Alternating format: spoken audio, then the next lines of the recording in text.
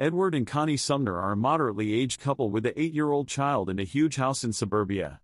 They appear to be really enamored with one another even following 11 years of marriage.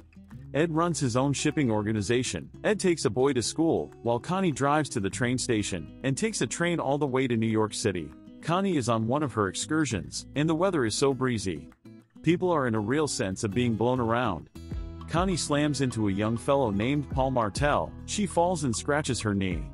Paul drops down all the books he carries. Connie asks Paul to call a taxi for her, but Paul welcomes her to his apartment for a bandage. Connie enters Paul's apartment. Connie gets surprised with a bunch of books she finds in Paul's apartment. Connie goes to the bathroom to clean her wound. She gets back to Paul and makes a call to her child Charlie. Connie gets surprised as Paul puts ice on her knee. Before she leaves, Paul offers her a book. Connie takes a book from the shelf, then starts reading a few lines. Paul entertains her reading. Connie decides to close a book and leaves Paul in his apartment. Connie rushes home running. She gets back home by the car. She enters inside and finds Charlie at home already watching TV. Ed asks her about a wound. Connie explains how she got the wound during the accident with Paul. The family seems happy and enjoy a time together. At night, Ed and Connie have a good time together, recording each other on a video camera. They kiss and laugh on the bed. Unfortunately, the sound of Charlie crying disturbs their moment. In the morning, Connie prepares Charlie for school. When Connie looks at a book that she gets from Paul, she finds a paper with the number of Paul dropping from the book. She picks it up. Connie arrives at the city and drops off the train. While in the city at the train station, she calls Paul. Paul invites Connie for a cup of coffee at his apartment. Connie seems to be interested with invitation. She goes to Paul's apartment. Connie finds Paul waiting her at his door. They enter inside and Paul starts telling about books to Connie.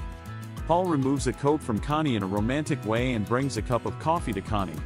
They talk and laugh while holding hands together until Connie decides to leave. Connie goes straight to her husband Ed.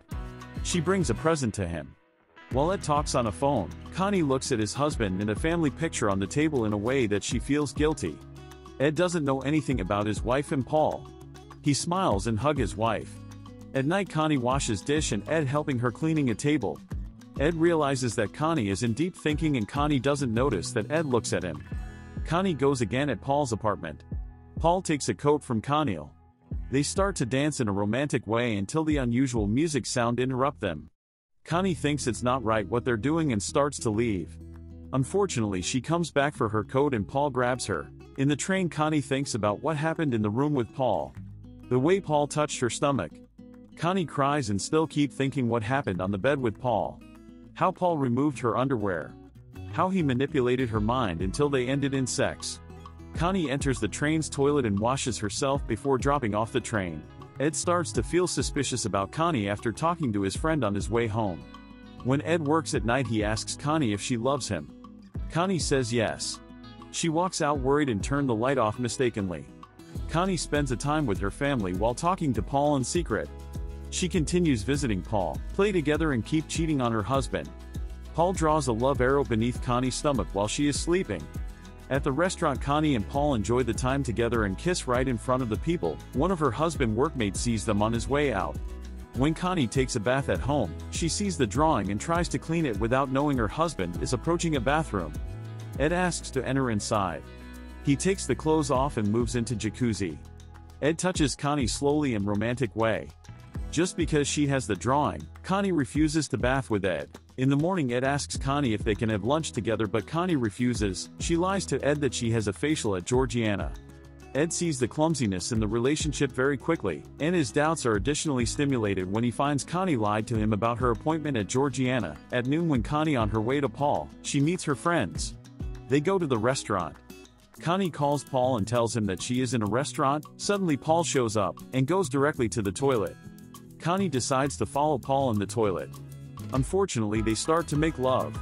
Connie seems to be addicted to love. She returns to her friends. They keep talking about Paul. One of her friends says she had an affair, and it didn't end well. Connie meets Paul at his place. She suggests that they should end their relationship, but Paul convinces her. Paul takes off Connie's clothes.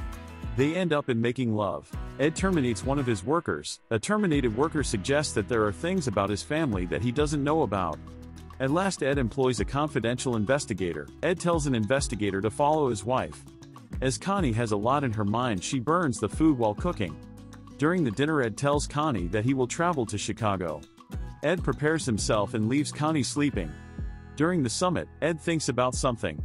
Connie continues to cheat with Paul. They have sex a lot of the time. Ed's investigator takes pictures of the two together. As Charlie waits for Connie at school, Connie sleeps with Paul after having sex. Connie wakes up and goes to pick up Charlie. Connie cries for what happens in her life. Private investigator gives pictures to Ed. He gives the address and the time they usually meet. Connie is still uncomfortable with the situation and cries at the supermarket. She continues crying while she drives. As Connie drives, she sees Paul with another woman walking across the streets. She drops off the car and follows them. She finds them at the bookstore. Connie goes toward them and starts hitting Paul. Paul takes Connie away. While Paul and Connie are in the elevator, Connie decides to end the relationship and tries to walk away. However, Paul prevents her from leaving. Connie enters Paul's apartment. She goes through another door and leaves the apartment. Paul follows Connie outside and grabs her. He starts to take her clothes off. Connie fails to resist Paul. They end up in having sex at the corridor. Ed goes to Paul's apartment, and during the conversation, he sees a gift he had once given Connie, and she gave it to Paul. Ed loses his self-control and hits Paul over the head. He kills Paul. Ed encloses Paul's body in a carpet. He cleans off all that he has contacted. Ed cleans the floor covering with Paul's blood. While he is doing this, Connie calls and leaves a message on Paul's replying mail that she needs to end their love relationship. Ed takes the body into the trunk of his car. He joins his family at a school ceremony for his son. At night, Ed leaves Connie sleeping and goes to dump Paul's body in a landfill. Cops visit investigating Paul's vanishing, since they track down Connie's name and address in his apartment. Sometime later, after the body is found, they return once more. She is sly, attempting to conceal that she knew Paul by any means, and the police effectively get the irregularities in her story. Ed amazes her by lying to the police to validate her story. After she finds the photos from the Ed's coat, the two finally confessed all with one another. Ed offers to hand himself over, however Connie deters him, saying that they can get past this together and move on. The film closes with both of them in love with each other. Thank you for watching. Please subscribe and turn on the notification for more videos.